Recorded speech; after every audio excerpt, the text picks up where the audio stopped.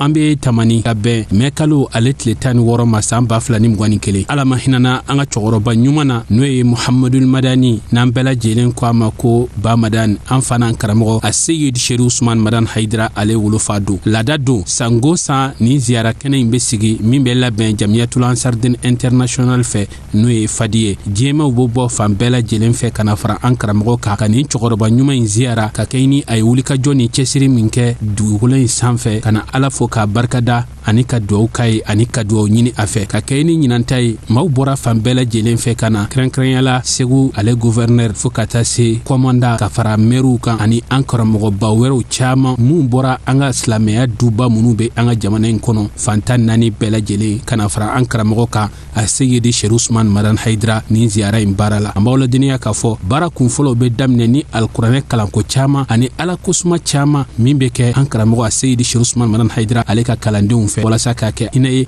k'a ɲɛsi cɛkɔrɔba ɲuman in ma ani silamɛ furuw bɛɛ lajɛlen o baara nunu kuncɛlen tumana min na duwawu be sɔrɔ ka kalan an ka shirifuw fɛ ka ala deli n'aba bɛɛ lajɛlen ye ani jamana ye fo ka taa se kɛrɛnkɛrɛnyala silamɛ furuw bɛɛ lajɛlen ye nka ka kɛ ni waatiw cogoya ye duwawu kalanw bɛɛ lajɛlen kɔfɛ kuma minnu kɛra ne ni aw an ka jɛ k'a ɲɛmadaw fɛ ama min bɔra yɔrɔ yɔrɔ kana an bɛɛ lajɛlen assalamu alaikum a bisimila sa a ye foli minɛ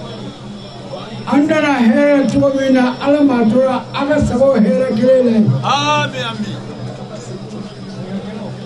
mɔgɔ ma haminako ye fɛn o fɛn ye an y'a ɲini ala fɛ ala k'a bɛɛ lajɛlen haminako nɔgɔya amin amin ala ko ɲuman da so amin ala kira hɔrɔma kosɔn amin an bɛ nin baara min na nin baara kɔni ye san o san ni ala y'a jira n na siga t'a la Haidara fɛn min kɛ tamani ye an bɛ se k'a fɔ de dugu wɛrɛ b'a la kɛ n'o ne kɔni dugu t'o ɲɔgɔn bɔ ayi siga t'o la hali ɲina Haidara a ye misi 4 de san miliyɔn 2 ka na di tamani ma tiɲɛ siga t'a la a misi 2 n'i yɛrɛ y'u ye i b'a dɔn k'a fɔ u bɛ cogo min na misi 4 n'i y'u ye i b'a dɔn k'a fɔ a bɛ cogo min na siga t'a la maa min b'a fatɔ fɛ maa min t'a fatɔ fɛ o t'o kɛ dɛ ayi o t'o kɛ Haidara ko kɔni an kɔni bɛ se ka maa de bɛ se ka ladilikan n'o ye maa t'an bɔ a la bilen ayi an b'a fɛ fo ka taa fɔ an b'a fɛ wa an b'a fɛ ni ŋaniya min ye an y'a ɲini ala fɛ ala k'o ŋaniya ɲuman d'a ma amin amin an ka dugu tamani yan ne yɛrɛ n b'a fɔ dɔ ye kabini n yɛrɛ sigila dugutigiya la san o san koba dɔ de bɛ kɛ tamani siga t'a la o ye ko ɲumanba caman ye wa kabini ne ka sigi Haidara san o san a b'o kɛ an selila yɔrɔ min na n'i y'a lajɛ miliyɔn wu siga t'o la an y'o de dilan ɲinan ka bɛn tama an ka selikɛnɛ ma tamani selikɛnɛ selili o kɔnɔ ala ni Haidara barika siga t'a la tamaninkaw ne kɔni n b'a aw bɛɛ lajɛlen fɔ a ye to an ka Haidara ko minɛ n'an ni ye ani sari mɔgɔw y'a kɛ cogo min na a ye to an k'a kɛ ten an k'a minɛ n'an ni ye n'a ko min bɛn an ni ma an k'a kɛ siga t'a la Haidara ko loŋɛ tɛ dɛ a kana minɛ tulo ye nabaw aw minnu nana an bɛ dugawu k'a ye ala k'a ɲuman sagi ka taa ka so kɔnɔ hami o hami banna ala ka na a t'a tɔ ala k'o hami bɛ bila ala k'o bɛɛ la ɲɛ denko mana ye maa min na ala k'o denko ɲɛ nafoloko mana ye maa min na ala k'o nafoloko ɲɛ bana bɛ maa min na ala k'o tigi ka bana ban ala ni ala kira wɔlɔmako dɔn siribu bonya wɔlɔmako dɔn Haidara bɛ siribu kelen tɛ koyi an kɔni bɛ yan siribi bonya kɔni b'anw fɛ yan sa an bɛ siribi bɛɛ bonya parce que siribi n'i y'a bonya ka ban i ye ala bonya i ye ala kira bonya o ye ne ka kuma ye a ka to baara sali ala Mahamadu ka dugawu fana kɛ naba bɛɛ ye maa o maa bɔra diɲɛ seleke yɔrɔ o yɔrɔ la k'i kun da tamani kan an y'a dɔn i nana ala de kama kira kama ani an balimakɛ Sharifu Usman Madan Haidara kama o nabaw an bɛ aw bɛɛ fo k'a ɲini ala fɛ ala ka hɛrɛ k'a bɛɛ ye an b'a dɔn u nana ala de kama u ka ala kama nali bɛ jira an na ko caman na an tɛ se ka an da se min ma ka se a dan na nka an b'a dɔn u maa mugan o maa mugan n'o b'i ka du kɔnɔ o marali ka nɔgɔn ka tɛmɛ i ka quartier kelen maa denmisɛnnin 3 kan siga t'a la sabu ba do unna ala kama munyune do ka sabali ka don ka fo nunna na e minga sokono kunna na haidra ka sokono sigatola ube e gunya haidra mine tugodi ube e fleni haidra mine tugodi ube nema nyine ka ke e haidra mine tugodi kama o kama ambe unna ba befo mauma nana kwa shilla do make amanga sokono toroyi ala mahera kera be amen ni o temena ambe dugo ke anga sababu nyuma yeno Sharifu Usman Madan Haidara nakaka ambe dugo kaye kan nema nyina ala ma farala alkiyama kira kan jamaka amen amba don kira mode rere do ka sababu yake aka munyuna ka sabali anaka funisiriyai sigatala o siga borana anyo fo yoro bera ni ma ko nyelle manele do iga to ko jarabi ko jama ka sorofo na yo ku ala jati ko may bado ko mali manele ndo ni ma mi ngonga fari iga to ko halaki ko kana nasra ka do jadi kono ni ma mi ngone fonisire ato ka fen soro iga to ko la wanya to ko la janya to ko ye andanga nyara naka olube ala ka shidi amaka kenya dama ka demaya ala ka usutra amen akasha hagami na yo soro niye ala ka nyona chama dama otumana an ga fuli o ta fuli chama inde tamani dine nyama be ka fuli tamani ma o ma bina dine to gora ya nabi go ka be ka fuli ka awde am bismillah ala ka aw here ka wi ala ma na sutura ala ka na wasa assalamu alaikum wa rahmatullahi ta'ala wa barakatuh an ga fuli bi jama'a sunne mama sai yira sai an minu masiya hannun gani bi an ga fuli be inshallah an bi duwo ke jama'a ala na no nyuma juga mana ka sakina be nyuma yiti amen amma yini ala fe karamgo am se ka foi fo karamgo kula na yi fe fo mo ya be fo mo ya be do nye ya do mali be ya do mali ko fe be ya do ngabe mi nga onyaro yi ya no dugutigi bora ka mi fo tielo sangosa mishi da matere sangosa nyone malo abado sugolo fani suguro kana jigi dugu kono abede wile batla dugu bele nyokonje bebi mi zora la beba sigatala ala mashiri oti sangere yo oti sambla oti sangosa sigatala abitla ka sali engineer shina be misi di dugu bema bebi sogosoro bebi febe sorala ambi karamgo fo ni faso kono ko kono ndo ko ni mafu fere ay minga nyere wi tamani gawi antiga fe vola to bebi tafo bebi ka nyuma yafo mais on tay nyere la mafu de rad minga nyi nye be mama ay man baki faso yi nye be mama ay okay amba fu ay fo limine iski faso kanu afara ko limania do ale kon be minga faso ko kon mama ay misika fo ka da hakelo de la babi mi fefe kana ke dugi ngona wallahi be ngodi abafa bo monsieur le maire anya ni jikana abinya to kamna ya platin wallahi amba platin no fana ka ba billahi mi ala to ma shiti dugu be mi misaka fa ka fa ajero ni jole fene ma fezo ti ai ote nga dugo ke ala ka shini kana le labango madam amin ala ka gasika da ala ka jiji amin ala ka demsu mu nyere baraka ala ka anta fa ka dugu bana kana bana be fu limne fefe seya mali kona ni mali ko ka be bismillah inshallah lema usra una to akanu usra utato amen ala ka be nyuma segi amen do kene ga ala ka be mine amen aya do fana do be mine inshallah parce que kene te kene gansay ay kene te kene fuye ay kene bele bare do kene bele bare do wode anna kuye anna kundo fana Sherifu Usman Madan Haidara ka anniversaire c'est vrai que lien were bena na chesa mais maintenant na ajiko nunu nana etandi woka kon ba fodro ala ka samu cha amen ay sa haka mi soro bibina ala ko nyogon chama dama amen parce que mali mago be Sherifu Usman Madan Haidara sigatala afrique mago bala nyere mago bala sigatala ay bara min ke adugulente ay bekinaka kerengere ni ala segu region kono depuis nana fosisa ay min ke nyafa ay raka résidence la mbese ga kaya ani che ani baraja ani chaere ay fefe ke ala ka sara amin ayake dugula ayake kenaka ne gouverneur ne ba kalama na fulo be do ala mogo be ci ka instruction duma ay ta kungo kono mogo kuma nyogoya manganka ba ne be na kuma mina octobre kalo la 2020 nyono na ala minu kunga kalan fo ka fo iti se ka sigi mbeda te suno ko mais alhamdulillah bi aka effort ala ka vraiment chama faraka amen alhamdulillah population ni sondiale no bi ne yɛrɛ nisɔndiyalen don donc n kan ka fɔ nin kɛnɛ kan n y'o de fɔ a ka résidence la a yɛrɛ ko fitiriwale ye kafiri ye donc puisque an tɛ kafiri ye an b'a ka ɲuman dɔn k'a ka ɲuman sigi nin kɛnɛ kan a fɔ yɔrɔ ye nin kɛnɛ ye ani cɛ ani baraji a yɛrɛ ye k'a fɔ a ye fana ni jɛɲɔgɔn bɛɛ tɔgɔ la ni fɛn fɛn bɔra Segu ka na gouverneur de région tɔw bɛɛ tɔgɔ la puisque ne ye chance sɔrɔ ka kɛ yan bi vraiment duwawu fɛn fɛn kɛra ala k'a minɛ région bɛɛ lajɛlen k'a minɛ Mali ye ani cɛ ani baraji ala k'a ɲɛ mɛn a la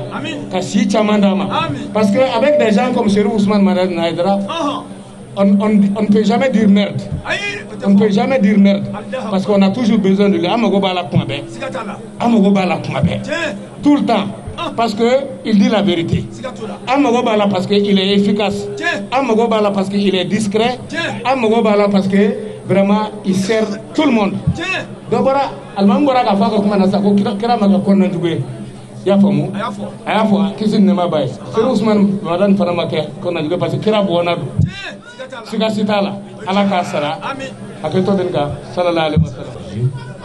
bismillahir rahmanir rahim alhamdulillahi rabbil alamin wassalatu wassalamu ala ashrafil mursalin wa ba'd assalamu alaikum ya jama'atal muslimin wal muslimat wa alaikum assalam wa rahmatullahi islamu am bel jeli fu islam ya fu kan yi fo limne c'est la coca mala sendo kan na ba bel jeli fu ka be wal nyumo ala nani aw nyumani ala ka sigina kidin de be nyumani ka ta ka dimba nyumo so fon fe nani hanu hami ya rabbi ala ka be ka hamidya amin ko botti me go hami an karambo kan balma ke fo no de Cherif Ousmane Madani Haidara be bora ki ta fo mais fe min kɛra faso yo nyoma ke jamana yo nyoma ke dugu ye donc an b'a fo la ka walima dɔn ka barika da o la ni y'o fɔ ye ka kɔrɔ mɔgɔ mɔgɔ n'i kɛra i balima fɛ n'i balima dɛmɛ ala b'i dɛmɛ ni nin kɛra nin ka dɔgɔ Cherif Ousmane Madani Haidara ka ko la sabu ale de fɔla ka kɛ ala ye ni fɔla ka kɛ ala ale b'a k'i ye an b'a fo sijan ni kɛnɛya labanko ɲuman o bɛ ala wala la ko da la ka ɲini ka jamiyatu ansarudin islamiya k'u fana fo k'u walima dɔn k'u barika da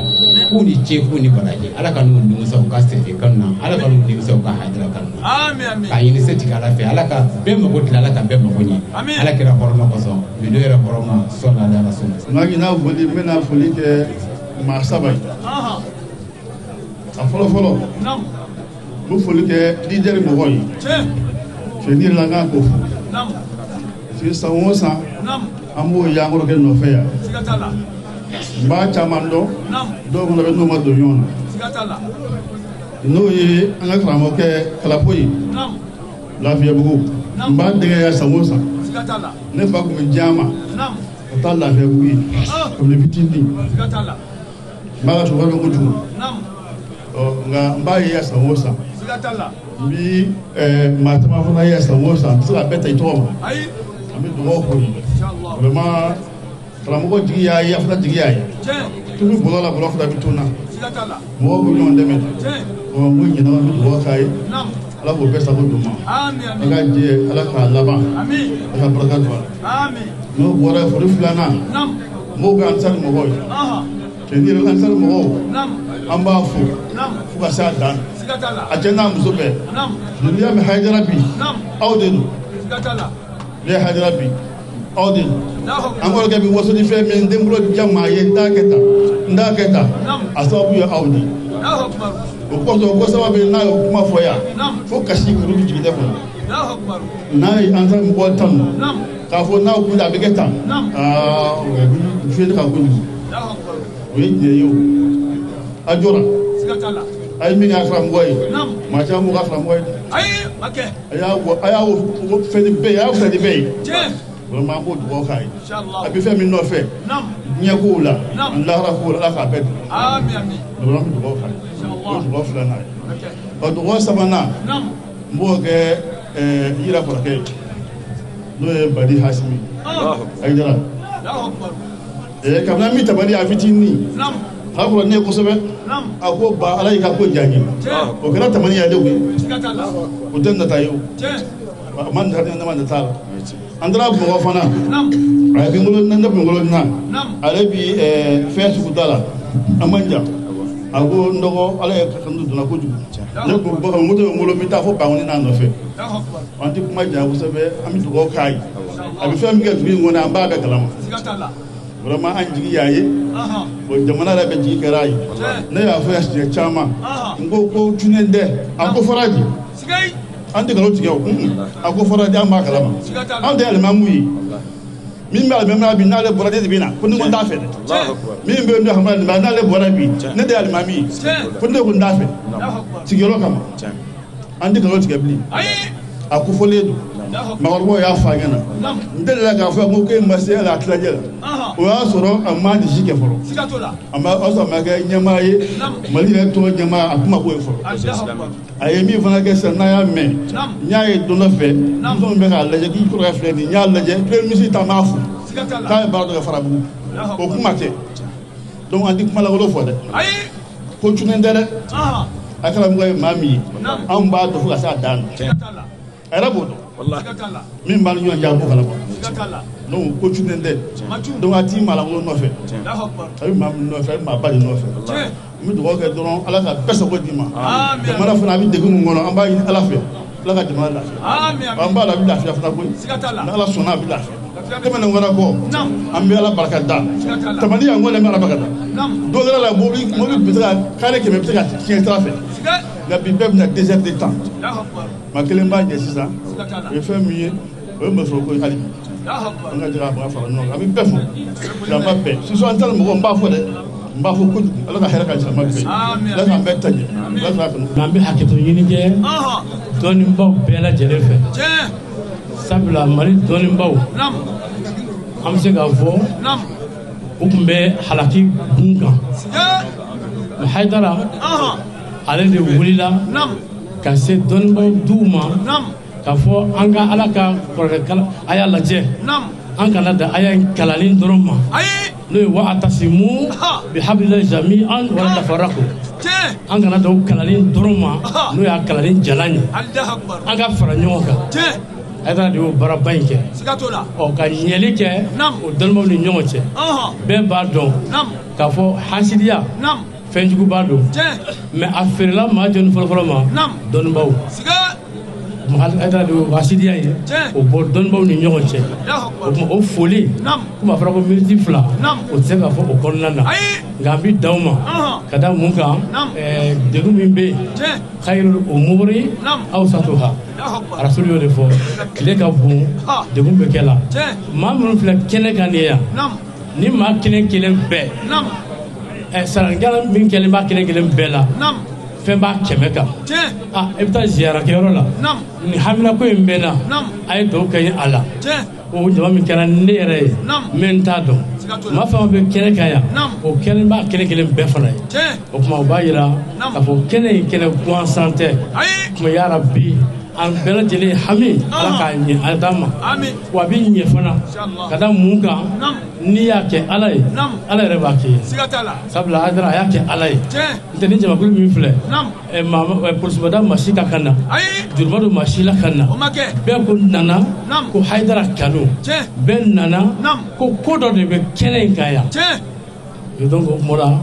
an jigi sigilen bɛ ka an wasa kɛnɛ in a dɔw jaabi la ya rabbi dɔw jaabi an ye an bɛ min daw kan an ka jamana a bɛ degun min kɔnɔ ya rabbi ni nin kɛnɛ in hɔrɔma na barika ye ala ka bɔ a kɔnɔ ala ka bɔ a kɔnɔ nka hali bi k'a fɔ jamanadenw fana ye an ka ɲɔgɔn kanu a ye o de fɔ an ɲɛna a ka baara bɛɛ a bɛ kuma ni ɲɛli de n'a ye ɲɛli kɛ ani ɲɔgɔn cɛ ala min fana ye ɲɛli tigi ye o bɛ ɲɛli kɛ an fana ye ya rabbi ala ka an ko suma ala ka ɲɛmɛ a la ala ka ɲɛmɛ a la sijan ani kuntala jan ani labanko ɲuman ala k'o di an na ma ya rabbi an kɔni b'a dɔn jugu kɔni o dɛsɛra jugu dɛsɛra kɛnɛ in b'o jira an tɛna fɛn fɔ la hali bi ala ka dɔ fara o dɛsɛ kan kɛra bangera hɔrɔma kosɔn bi dɔ bange hɔrɔma kosɔn magana madina hɔrɔma kosɔn sɔli ala muhammadin ka foli kɛ nabaga bɛɛ ye ka foli kɛ an ka président ye n'o ye haut conseil islamique président ye Achid Serif Ousmane Madani Haidara ka duwawu k'a ye kɛnɛ in tɛ an ɲɛ b'a la maaw bɛ tile la sinon a cɛ ka ɲi an ka dakuruɲɛ 2 fɔ anga dakunya flafo ambe kene min ka no ziara ko kan ani anniversaire min kera ni mamunu te ko famia nulu bolo anniversaire ko bidadu walma ko do min te bedina kono akun kai anga dakunya flafo ni bela o me wati ko be maw betlela maw ka to ka adama de nga darura don o refana ya haklima yayi o kuma la ambe ya au conseil islamique islamé bela jere tokola mali islamé be tokola ka foli ke an korokay ka foli ke an président ka do kai annale a joro mi yira mali islamé aka ay bara min ke ka se bima abika bara min ke ka se bima annale au conseil yele mana chuga mina do farala anga soroka do farala au conseil garziga ka au conseil bi kunu islamo drone be na anfi bi chinois be na anfi japonais be na anfi jamana wara munu te islamé ulu be na au conseil la ko kadaka ko président nana mini bela jele be ñogon famuya min galla yini basigi ni sabati jamana kornal malame do ka ya rabbi alaka shijandama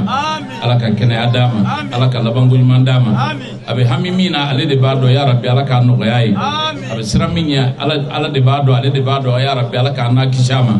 jamana alaka basigi jamana do ala ku be kelima cibana bona baraka kama wassalamu alaikum wa rahmatullahi wa barakatuh groupement bela dilen tola a président ana secrétaire général Mohamed Makiba tola ko ka préfet bela dilen fo ka maire fo ka almami fo ka dugutigiw fo ka naba bela dilen fo ami yɔrɔ min ko bi groupement bela dilen ni sojalen do muna a groupement ka ta sanfɛ fa duguma ka ta sanfɛ fo duguma a bela dilen bi an bɛ dafalen bi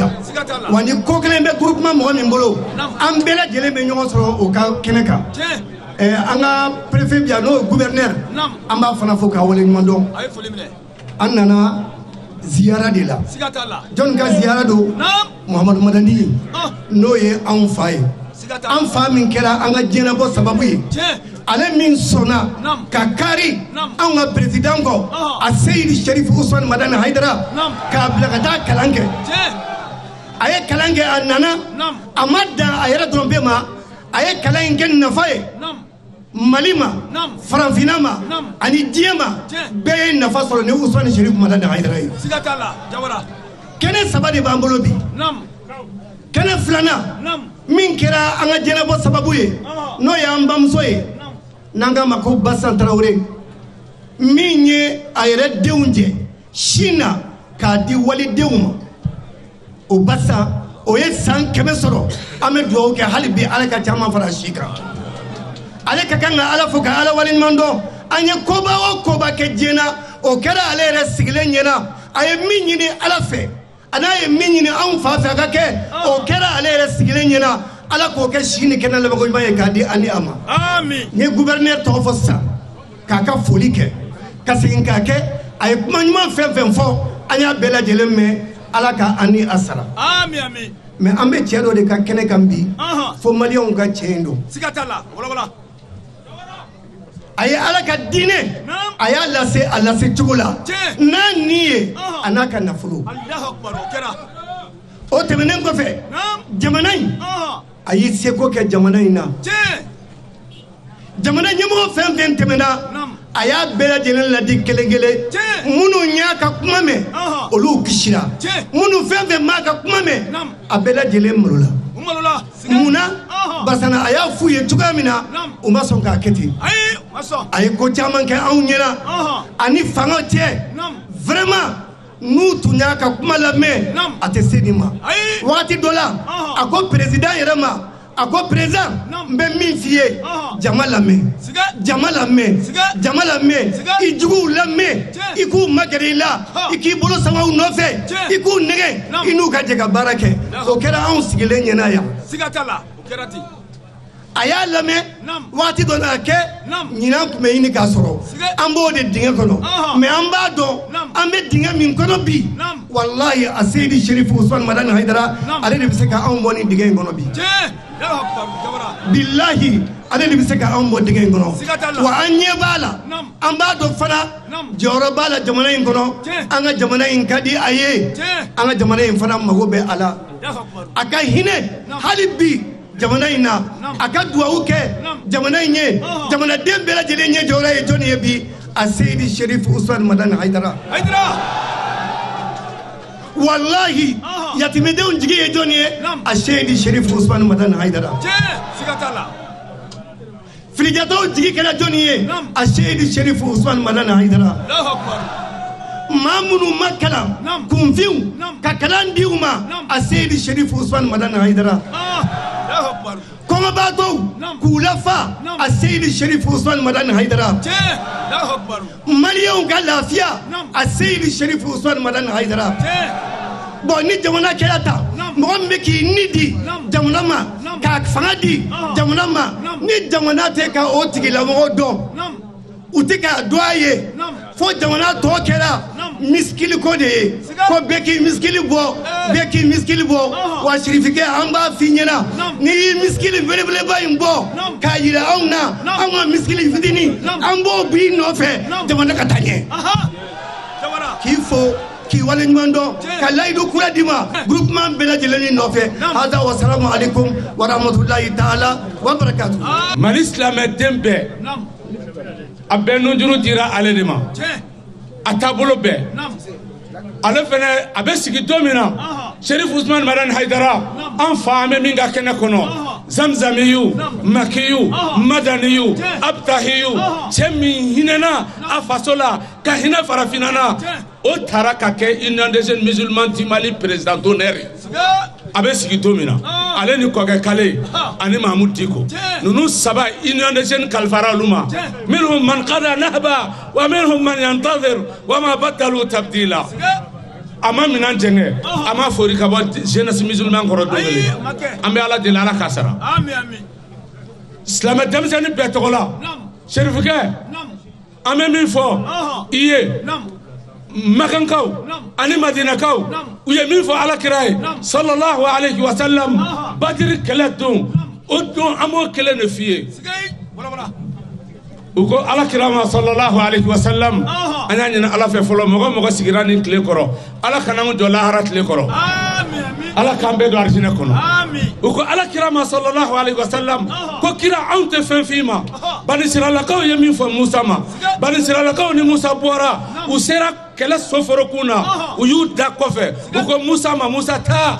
i n'i ka Ala ka taa kɛlɛ kɛ n'aw sera tuma min na juguw la ani drapeau bɛ na an bɛ tɛgɛrɛ fɔ k'aw kunbɛn ko anw t'o f'i ma dɛ Muhamadu mais an b'a f'i ye de Muhamadu i n'i ka Ala a ye taa ka kɛlɛ kɛ n'i y'i kɔfilɛ i b'a sɔrɔ anw bɛɛ b'i nɔfɛ an bɛ fara i kan ka fara i ka Ala kan ka juguw kɛlɛ ka drapeau wuli min ye Ala ka drapeau ye n'a tɛ jigin wa silamɛ denmisɛnninw ko Cherif Ousmane Madani Haidara ma a ka taa ni Ala ka drapeau ye a ka taa ni diinɛ drapeau ye n'a y'a kɔfilɛ Ansaru kɔfɛ a b'a sɔrɔ jeunesse musulman Mali silamɛ denmisɛnnin bɛɛ jɔlen b'a kɔfɛ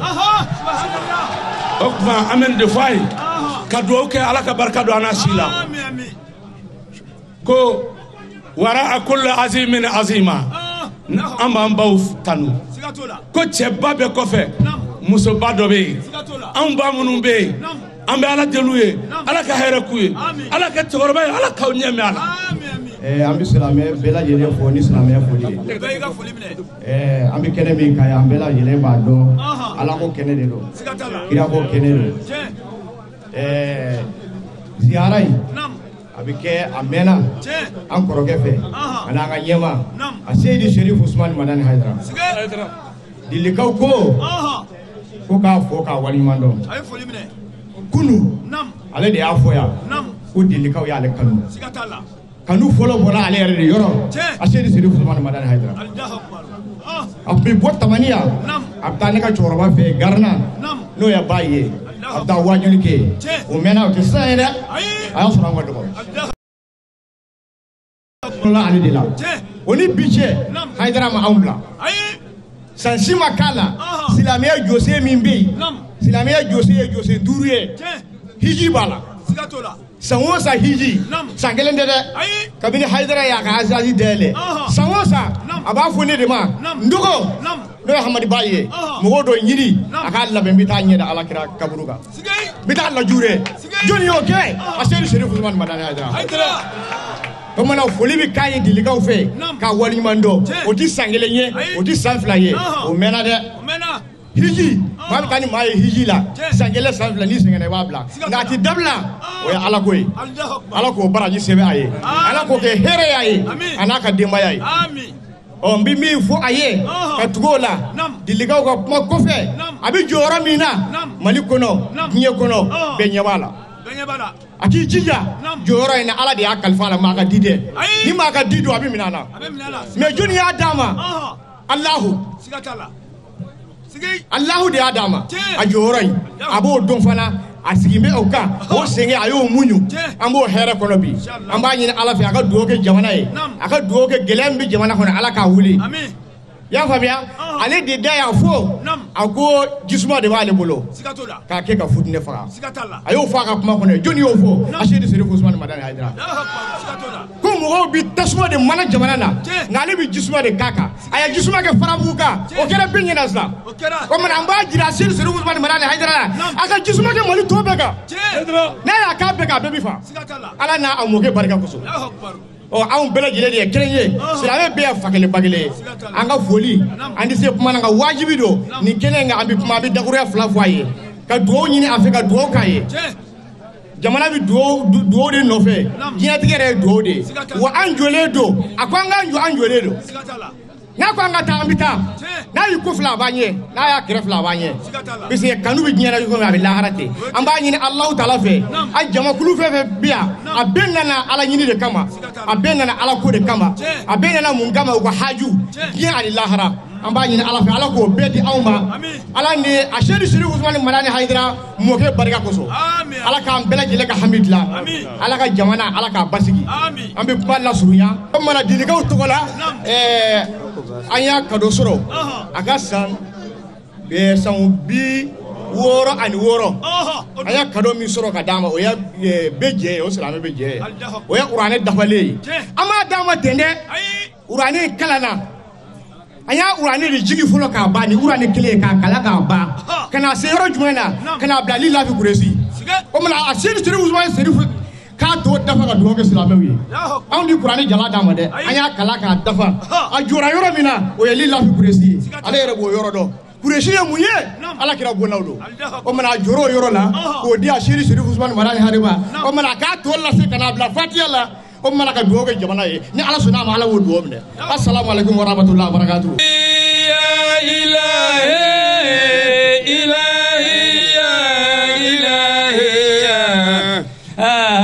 la ilahe taubatan gabalal manu Haidara ala ya da duwai hakina bi audawi bi zikril balita tanul Haidara ifina bakil yakal nabikai hailala tanawfila bi ijra'is hailala tuhirina alhawa fi kulli yawm hailala mudan tafaril fuada ma'al hailala da'i ankita wannu jazat hailala bihi yazdadu qalbi min futuni Haidara ninkene noro may ninkene barka may kullu shay'in sababu ni an dole ninkene bay ken chamanci lala sababu dole bo an karamo nanga khalifa no Sheikh Amadou Hadi Tali ka bonyoro ana batew ani zuriye Sheikh Umar Foutiou bela jele ka tayanga ta fo Dakar bela jele ka foli kambia anga khalifa ko ni an seraya a tun kada a yere bi ale de ka joni kenen kam al mar'u yudabbir Allah subhanahu wa ta'ala wa yuqaddir da raw do ya soro ka daka ambe selli wati de la alhamdulillah futa toro bela jeli nyoronna lamni ta fe dugu bela jeli ala yi dongo donda dugu dama dama de be konte kanga munu reswa anu be ɲɔgɔn ka selima fo kɛ ɲɔgɔn ye ka duwawu kɛ jamana ye ka duwawu kɛ bɛɛ lajɛlen ye o daru de y'a sɔrɔ a y'a badenw a n'a ka kalandenw wuli ka bɔ ɲɔrɔn kunu u sera yan bi an bɛ ala fɔ ko n'u sera k'ale bɛ mun fɔ a Seyid Sherif Usman Madan Haidara ye ko o k'a dɔn k'a fɔ dɔrɔn u dusukun u bɛ ɲɔgɔn fɛ su ani tile u bɛ yɔrɔ o yɔrɔ u bɛ baara o baara la a n'a bɛ ɲɔgɔn fɛ u bɛ cɛsiri o cɛsiri la a seko ye mun ye k'a dɛmɛ dogo la duwawu la a b'a kɛ ko a Seyid Sherif Usman Madan Haidara k'a bɛ cɛsiri mun na k'an bɛɛ lajɛlen ka an wasa dɔn Allah subhanahu wa ta'ala ka komakan ye ka bɛɛ lajɛlen fo ka bɛɛ lajɛlen waleɲuman dɔn ka hakɛtɛ ɲini bɛɛ lajɛlen fɛ ala ka hɛrɛ k'an ye san wɛrɛ bi don ɲɔgɔn tuma ala k'a yira an ka sirifukɛ ala ka kɛnɛya d'a ma ala ka kɛnɛya d'a ma ala ka si caman an laban ko ɲuman d'an ma kuma janti an bolo ala fɔlen kɔfɛ ani sɔli kɛlen kɔfɛ ala kira sallallahu alaihi wasallam an bɛ nabagaw bɛɛ fo mɔgɔ mɔgɔ bɔra diɲɛ yɔrɔ yɔrɔ la ka an sɔrɔ ni kɛnɛ barikama in na an bɛ bɛɛ fo ka bɛɛ barika da tamanikaw an bɛ u fo dunan jigira du o du kɔnɔ olu seko k'a bɛɛ ye wa u k'a dɔn n'i ye dunan na don e yɛrɛ dɛsɛra i ka hami min na n'i y'a ɲini ala fɛ ni ala ma sɔn dunan ɲuman ladon cogo ɲuman o b'i ka hami bɛɛ nɔgɔya an b'a ɲini ala fɛ ala ka hɛrɛ k'an n'o ye an ka cɛkɔrɔba ale min dan bɛ kaburu kɔnɔ bi ala ka nɛmɛ na an b'a ɲini ala fɛ hali bi ala ka dɔ fara nɛmɛ ninnu kan sabula dɔnnibaga bɛɛ bɛnnen don a kan k'a fɔ adamaden fatulen kɔfɛ fɛn saba de bɛ i b'o sɔrɔ o dɔ ye waladun sɔlihun yad'u liaba den ɲuman bi maa min kɔfɛ n'a bɛ dugawu k'a su ye ni i tɛmɛna Haidara ka den ɲuman ko la n b'a dɔn n'i bɛ taa yɔrɔ min na bilen mana cɛkɔrɔba bɛ ala ka nɛmɛ na an b'a fɔ k'a barika da ka ɲini ala fɛ ala ka hinɛ na hali bi ala ka yafa k'a ma an ka musokɔrɔba ɲuman an bɛ o fana fo ka ɲini ala fɛ hali bi ala ka hɛrɛ k'an n'a ye n'an bɔra ye an bɛ ala fo a ka barika la a n'a ka nɛmɛ ala ye Usman Sherif Madan Haidara di an ma ɲinan kan ka kɛ a san 66 de ka tila ka bɛn ni selidenni ye gundoba bɛ o kɔnɔ san 66 ka tila ka bɛn selidenni fana ma n'an y'o ɲɛɲini an bɛ gundoba sɔrɔ o kɔnɔ o 66 n'i ye ala tɔgɔ lajɛ Allahu o fana bɛ bɛn o 66 de ma Moriw y'a fɔ cogo min na n'i ye i bolo kɛta o bɛ bɛn Allahu de ma an b'a fɔ an karamɔgɔ Usman Sherif Madan Haidara a ka diɲɛlatigɛ bɛɛ lajɛlen ye a kɛra ka mɔgɔw wele ka taa ala ma o ye Allahu ye n'i ye harifu kelen bɔ a la a bɛ kɛ lillahi ye a ye baara o baara kɛ diɲɛ na a y'a bɛɛ kɛ ala ye n'i ye harifu filanan bɔ a la a bɛ kɛ lahu ye o tuma na ala yɛrɛ ye Haidara ta k'a janto a la n'i ye harifu naaninan bɔ a la a bɛ kɛ hu ye wa ala ye Haidara bila o hu kɔnɔ o de la kɔrɔna ko ten ko u bɛ fɛɛrɛ juguw tigɛ nka ala yɛrɛ fana b'a ka fɛɛrɛ tigɛ la aw k'a lajɛ ta jɛkulu joli joli farala ɲɔgɔn kan Haidara lagosili la ni tile 2 tile 3 kɛra k'u to ɲɔgɔn kan n'u ma ɲɔgɔn bɔ kaba la aw k'a lajɛ ta mana n b'a fɛ ka min fɔ dɔrɔn waati surunya kama Haidara ko ala ko de don Farabugu libéré la a ɲɛmɔgɔ min bɔra yan ka kuma an b'a fɔ n'o tɛ kuma caman fara Farabugu ko in na nka an b'a dɔn ala ye min kɛ min ye o y'o de kumana an b'ale fo k'a barika da ka tila ka a ɲini ala fɛ an karamɔgɔ Haidara ala k'a mɛn an bolo ɲinan tafsiri la an karamɔgɔ ye an kunu kosɛbɛ an b'a ɲini ala fɛ hali bi ala k'a mɛn nin na diinɛ dogodogo kunni caman kun bɛ yen an bɛ ɲɔgɔn gunji a nɔfɛ maa tɛ yen min b'a kisɛ d'a ma nka ɲinan tafsiri la bɛɛ y'a dɔn k'a fɔ diinɛ tigi a ye min fɔ a la o de don an b'a fɔ k'a barika da o la ni an bɔra yen salon ne tun kan ka na joona n nana retard la n ka mobili de kun tiɲɛna n y'o sazi wele k'a fɔ ne ka mobili tiɲɛna a ko Konate ala bɛna dɔ nɔgɔya wa dɔ nɔgɔyara mobili kura dira ma bi y'a tile 4 ye V8 don plaque yɛrɛ ma k'a la fɔlɔ o kɔfɛ an karamɔgɔ an b'a fɔ k'a barika da a ye bonya min to a yɛrɛ kan ka anw ka dugu kasaja dugutigi ko n'a nana an k'a fo pɔn dayɛlɛ la karamɔgɔ yɛrɛ taara pɔn dayɛlɛ an ye an tɛ ɲinɛ a kɔ fɔ Alahara o tuma an balabakɛ min tagatɔ pɔn dayɛlɛ la o saz tunataga la a ka mobili kali la e yɛrɛ tɛmɛna mobili in binnen na sira la a ko a y'a ɲini Ala fɛ k'a ɲini i fɛ ko a ka mobili kura sɔrɔ ko an k'a f'i ye ko mobili kura sɔrɔla a ko Kayi bɛɛ k'a mobili ɲɔgɔnna tɛ yen Kayi ka o tɔndɔn ɲaare de don Ala ka san wɛrɛ jira an na Ala ka hɛrɛ k'an ye ni Ala kira wɔrɔma ye sɔli Ala rasul a bɛ yafa ma kuma ka gɛlɛn waati koronnen don tubabu ko ten soit elle caresse ou elle agresse ne kuma ma mɔgɔ minnu mɛnna a b'o wasi an bɛ Ala deli an da kana kɛ k'a wasi mais an y'o de fɔ ni kumakan y'a wasi ma hakili la hali n'o b'a wasi parce que a bɛ tiɲɛ kɛnɛ kan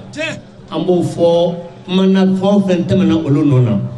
a silamɛya lafasatɔn bɛɛ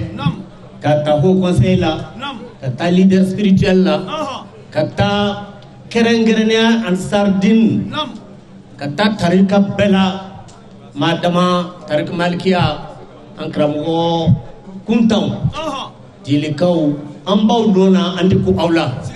an welela dugu tɔgɔ la nka min yɛrɛ jira bi i n'a fɔ citoyen du monde parce que n b'a fɛ ka fɛn min fɔ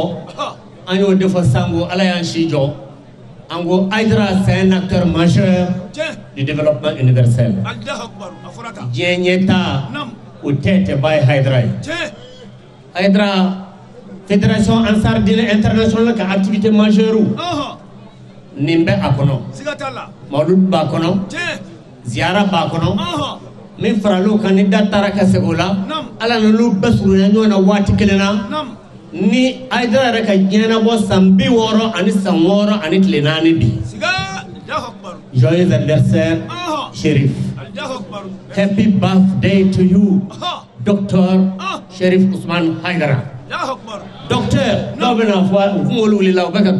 sababu bɛ da la ne ka doctorat tɛ jarabili kɔfɛ après le baccalauréat après 8 ans d'études ne m'a fɔ médecin m'a fɔ ingénieur mais docteur en socio-anthropologie bɛɛ sɔnn'o ma Chérif Ousmane Madani Haidara fɛn o fɛn fɔra bi hadamadenya na maanifin de bɛ ko bɛɛ kɛ Haidara i bisimila i bisimila I ka kɛnɛ kan baba in woyora ka taa fan min a bɔra dugu min kɔnɔ Ala ye anniversaire sama kana bila o dugu de kɔnɔ yan n'o ye Dodugu tamanen ye a kana yɔrɔ wɛrɛ maa tɔɔrɔ Haidara i ni ce i ye an bɔ yɔrɔ ja don an na i y'an ka jamana ja don an na i ye faso ja don an na ne kun t'a fɛ ka n don kuma caman na adamadenw darola b'o la n b'a fɛ ka fɛn dɔ fɔ philosophe dɔ ko ten Francis 17e siècle la a ko fais énergiquement ta longue et lourde tâche dans la voie où le sort a voulu t'appeler et souffre et meurt sans parler i da k'a ye wele baara min na o kɛ ni galabu ye a kɛ ni ni ye a kɛ ni seko bɛɛ ye ɲani I ka sa ka sɔrɔ I ma kuma Haidara an ser'o danga la mais l'exception confirme la règle parce que vous êtes un homme exceptionnel dɔ fana ko n k'o kuma bila ko an kana kuma to kodɔnbaliw bolo kodɔnbali ka kuma o ye balawu ye kodɔnna ka dade o ye balawu ye Haidara kuma parce que o ye adamaden duduguma ye o ye Ala ni adamaden ni yɔrɔ maa wɛrɛ ni yɔrɔ t'o la Rome a perdu parce qu'il a oublié son Hannibal Europe tiɲɛna parce que a ɲinɛna ka Hannibal kɔ la France vient de fêter le bicentenaire de la mort de Napoléon Ier a salen ko san 200 France y'a yɛrɛ jalaki ka na bonya segin a ma Orléans s'est investi à se plier sous la statue de Jeanne d'Arc 500 ans après sa mort o y'a sɔrɔ u y'a fa pour érudition ye Jeanne d'Arc a san 30 a faso daminɛna Orléans a ye mugu ta k'i ɲɛda a dilanw kan a sera kɛlɛ la u ko a ye suya kɛ u y'a ɲɛnama jeni san 500 kɔfɛ u nimisara u nan'u ɲɔngira la président sigira ka ta kabi Mitterrand na fɔ bɛɛ ye ɲɔngira sɛlɛ jukɔrɔ ka béatifier ka sanctifier an kana sɔn o ka an ka jɔ o kɛnɛ kan pour Chérif Ousmane Madani Haidara. Tout ne doit pas attendre les oraisons. Il est temps que le monde monde se mobilise. Je ne dis pas une association. Je ne dis pas une confrérie. Je ne dis pas une tarika. C'est tout un peuple du monde. Bekan Kablika donc, Allah Jarabi min sa yema, no e maya no fini. Ayo ma de chama, ka bena ka wati, o ta internet wati crowd lela. O ta réseaux sociaux crowd lela. No de Allah pour Jarabi. Chef Souman Aïdra. Vous bravez le monde. Vous bravez les difficultés. Mais quand il y a de la seconde année, il y a de la Woudoula. Il y a de la 2 millions d'Ansar inscrits au monde dans 38 pays. On me fera au Luka. Anga dugu ansega nyilo anga dugu tigo anga mami tola yara bishen dugu ya dugu tan flak kali yoro raka dugu konondo kali yoro segu ya kasegudla kata ko kire dugu la katabla dinan dugu la beton ya dla kasura mamguti ama marfati ambi kali bole la kadlo ma misri jabay ambi fe ambi la pasa ambi deme ambi kurata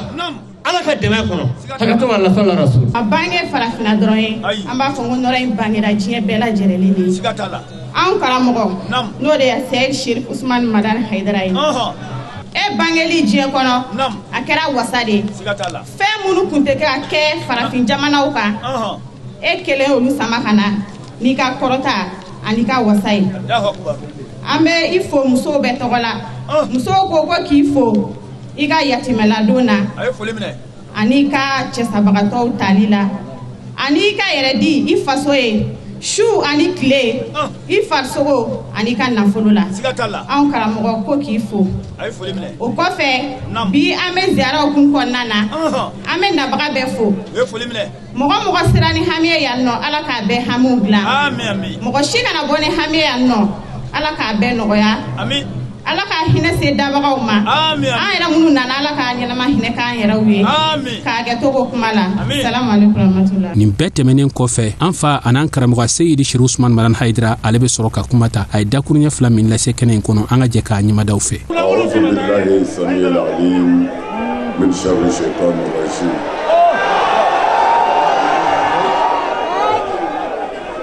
bismillahir rahmanir rahim وصلى الله على سيدنا محمد وعلى آله وصحبه وسلم وبعد سلام الله عليكم يا إخوة الإيمان من كنينكا أني سوكدي أمبانغا فولين يسي أنغا غوفرنر ما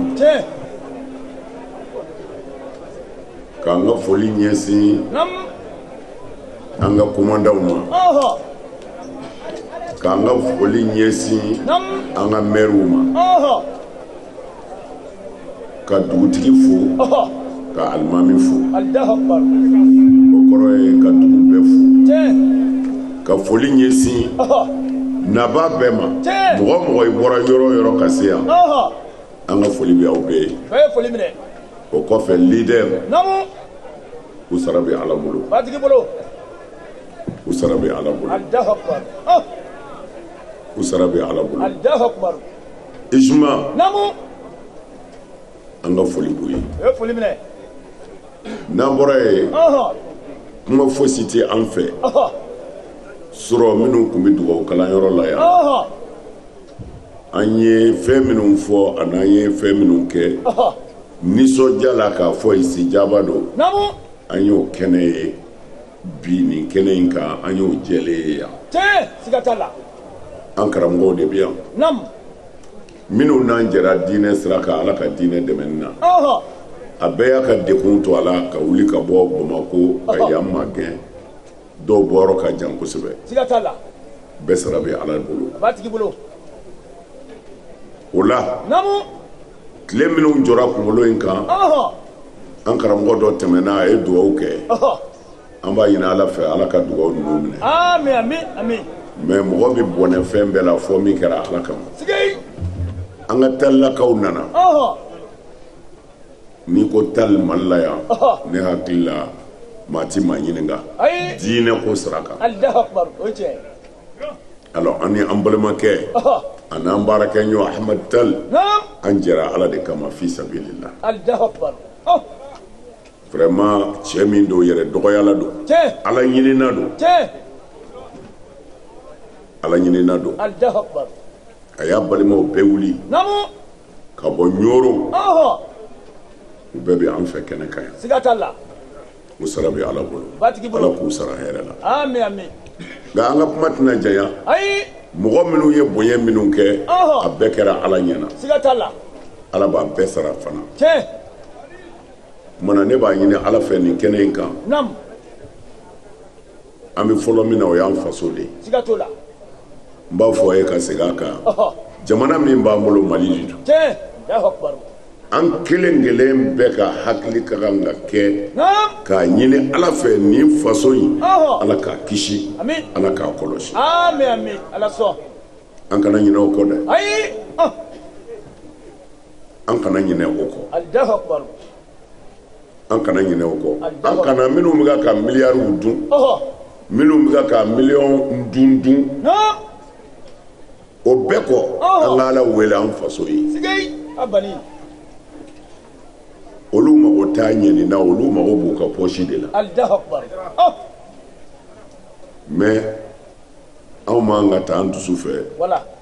an faso ka bi Allahu akbar an ka dugawu kɛ mali ye inshallah bɛkɛ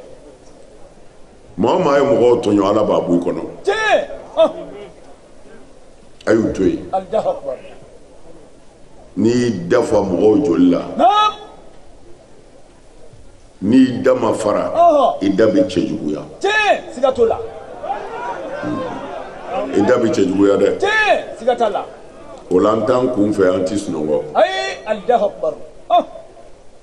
bala o bala bɛ jamana in kɔnɔ yan nin yɔrɔ ko kɛlɛ don o don Allahu akbar a ka haramuya n'an ye maa sɔrɔ don o don min bɛ mali fɛ nam mali bɛ lafiya sigatala mɔgɔ b'i nin yɔrɔ sɔrɔ faso bɛ tila ka jɔ o tiɲɛ bɛkɛ nka n ka bɛɛ dun de y'an sigi yan an nagasira bɛɛ dun de fɛ Allahu akbar ajra mana an ka dugawu kɛ ala ka cɛ di mali ma nam cɛ min bɛ mali yɛrɛ fɛ n'a bɛ hinɛ mali la amin ala sɔn dugawu in tɛ yan kɛnɛ dama ye dɛ hali n'a bɔra yan a ye ala wele nin na inshallah bɛkɛ a ye ala wele nin na wallahi n'ala ye cɛ di mali ma min bɛ mali fɛ nam k'a fɔ fantan jamana don i b'a dɔn ko fantan jamana tɛ sigei abani mɔgɔ kelen n'i ye mɔgɔ ba kelen ni yɔrɔ dun sɛgɛn bɛ ban o jamana kɔnɔ ayi a tɛ ban anw ye nin fɔ a ka ca san 30 ye bi sigatola an b'a lamɛn de wallahi anw ye ala ka bonya kusaya bonya ɲini ta ye tiɲɛ o de la an tora an ka chaise kɔnɔ tiɲɛ sigatala ala y'an sigi yɔrɔ min na an kora ni yen ye nam politiki mɔgɔw k'u ta kɛ an ka ɲɔgɔn bilasira mais ala ye chaise min d'aw ma président de la république t'a sɔrɔ kuruwa t'a sɔrɔ Allahu akbar zamzami Allahu akbar non a bɛɛ sigira anw ɲɛna k'an to an ka chaise kan a bɛɛ tagara anw ɲɛna k'a to an ka chaise kan sigei abani i b'o chaise falen jɔn ta la o tɛ falen foyi la anw y'an sen bɔ o la o k'o kɛ anw bɛ to ala ka bonya kɔnɔ k'u bilasira tiɲɛ nka n'a kɛra ni alimɛti t'i kun i t'i lafiya o fana ka gɛlɛn dɛ n'i ye maa o maa bonyatɔ ye mali kɔnɔ yan alimɛti bɛ minnu kunna don Allahu akbar sigatola ka alimɛti caro an bɛ faso jeni n'i ye bɛrɛ gosi a kun ko an bɛ faso jeni e de bɛ lamɛn Allahu akbar nka n'i ye manani ta sase la ji la ko n bɛ faso tasuma faga i bɛ sɛgɛn dɛ mais o n'a ta bɛɛ a y'a to an ka sɛgɛn an kana manani bila dɛ an ka ji manani san an ka alimɛti to alimɛtitigiw kunna an kana caro faso si t'an bolo yan kɔ an kana tasuma don a la an ka ji manani san an ka alimɛti to a tigiw kun alimɛti bi mɛnɛ de n'a b'a yɛrɛ ma o ni ji kɛra alimɛti kan a ti mana o o tuma na an kana tasuma fa dɛ an ka alimɛti baara yɛrɛ de ɲini manil fardi manil muhyi manil mumitu manil nasir manil kafi manil wahab wahid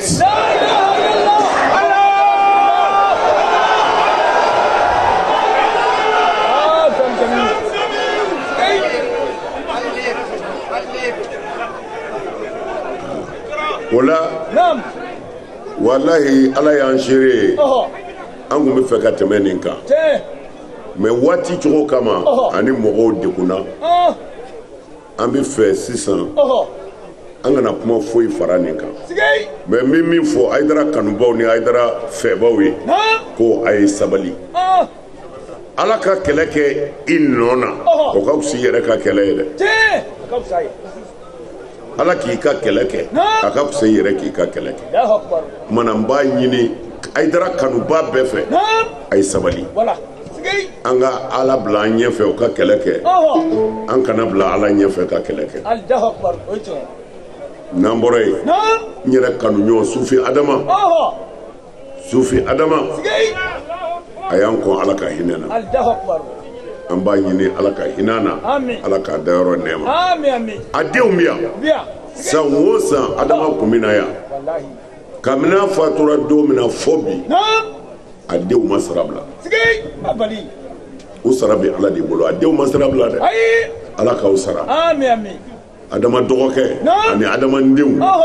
u ma Adama janfa dɛ u ma su janfa fiyewu u sara bɛ ala bolo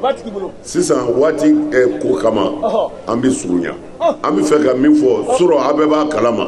an ka dugawu la an bɛ gɛrɛ ala sen kɔrɔ de ni ko ala sen kɔrɔ a bɛ faamu o ye ala ka fanga n'a ka se de ye laysa kamithlihi shay'un foyi t'i komi ala n'i ye fɛn o fɛn miiri o ye khayalu de ye nka alakira ko sɔlɔ n'i donna seli sɛbɛ la ko i ni ala bɛ kɛ face à face ye ko dɔrɔn i ɲɛ t'a la n bɛ fɛ an k'an tunu o badingɛ de kɔnɔ sisan cɛ minnu bɛ yan muso minnu bɛ yan istijaba waati ye nin ye parce que istijaba bɛ kɛ dekun kuma de la sisan yɔrɔ chauffera tile mɛnna kunkolow ka mɔgɔw sɛgɛnna bon ala dun ɲɛ bɛ nin jama in na ala b'a dɔn cɛ kelen tɛ nin na min na bɛ nasi nɔfɛ Hayidara bolo muso kelen ti yan min na bɛ sɛbɛn min na Hayidara bolo ne tɛ mɔri ye ne ko de ala ko tan jogojugu min bɛ e la ani min bɛ ne yɛrɛ la ne y'o de fɔ e ko i jɛna n'o ye ni maa bɛ ala bolo aw de don ni maa bɛ ala bolo aw de don o la n'aw ka dugawu ye o de ye bi seko ye ni aw ka dugawu ye k'a dɔn ani ala bɛ ɲɔgɔn fɛ o de y'a Hayidara sigiya bi fɛɛrɛ caman tigɛra dɛ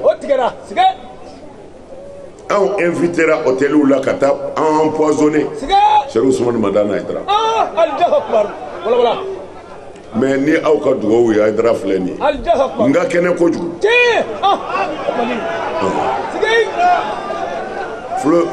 philosophie dɔ y'o fɔ n bɛ segin a kan n y'a fɔ e ka kɔrɔ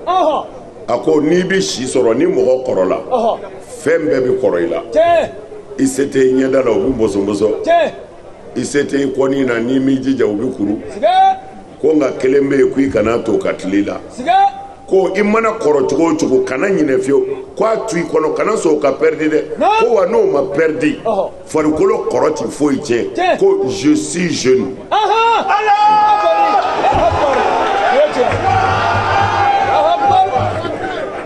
a y'a hakili to nin na dɛ k'i dɛtɛ ne kɔrɔla sa an kɔrɔ kan'a kɛ dɛ farikolo kɔni b'i janfa nka n'i hakili m'i janfa ni denmisɛnw b'a kɛ a fɔ ko je suis jeune don o don n'i farikolo k'o fɔ a y'a jan dɔw la ne nisɔndiyara kojugu an karamɔgɔw kɛra ka tabali fɔ walahi ayiwa dɔ sigilen filɛ a caman de don i y'a ye a yɛrɛ ɲuman na ko kɔlɔsi batigi Sidibe sigilen filɛ de ye an bɛ taa yɔrɔ o yɔrɔ a b'a nɔfɛ non tiɲɛ yɛrɛ la ni silamɛ ye silamɛ de ye anw ye mɔgɔ tanuni bila de ka kasange kɔnɔ a ye dɔw ɲɛnama fo sa yan'u ka sa Sidibe a ko Hayidara ma ɲi kanu de ala kama a ma yɛlɛmɛ senkɔni kelen Sidibe ko ma de Hayidara an b'i kɔ a ko Hayidara n t'i janfa dɛ ni yɛlɛmɛ yɔrɔ yɔrɔ ne Sidibe n b'i kɔfɛ o cɛw caman de filɛ ka ne kori minnu ye layidu di a ma bɔrɔtɔ dɛ Haidara an b'i kɔ Ala kama an karamɔgɔw de don docteurw b'a la fɛn bɛɛ b'a la mais ko nin naaju in ka mɔgɔw kɛ kelen ye an ka taa sira ɲuman fɛ Haidara an b'i kɔ o la suro an ye alama istijaba ye wa an y'a ye bi ne nana ya bi n y'a dafalen ye dugawu jaabi taamasiyɛn bɛ yan